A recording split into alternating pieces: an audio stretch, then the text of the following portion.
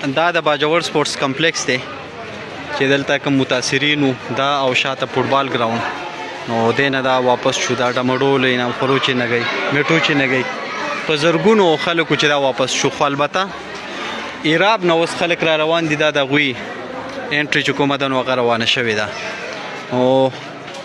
مونږ خو دا خیال و چې ګنې خلک واپس شو بس قصه ختمه شو خو دا خو نور هم را روان دي نو بس الله تعالی دې رحم وکړي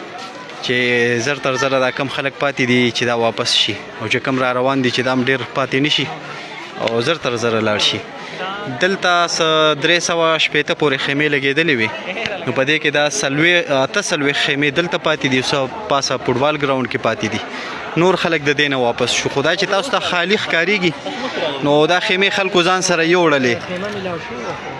نو دې کې دا و چې دې خلکو دا خیال و چې خیمې به وي جوسته به ورنه وځو خو خیمې خلکو ویوړلې په دې کې پنکې وې په دې کې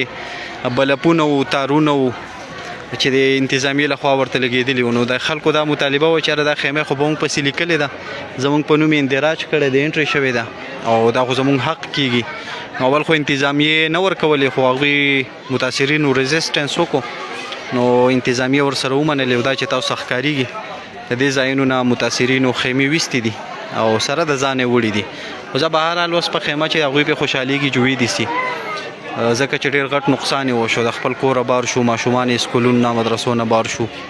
کورونه پکې ډیمیج شو نو په هغې پسې دا خیمه میلاوېدل پکې میلاوېدل دا هېڅ شی نه دی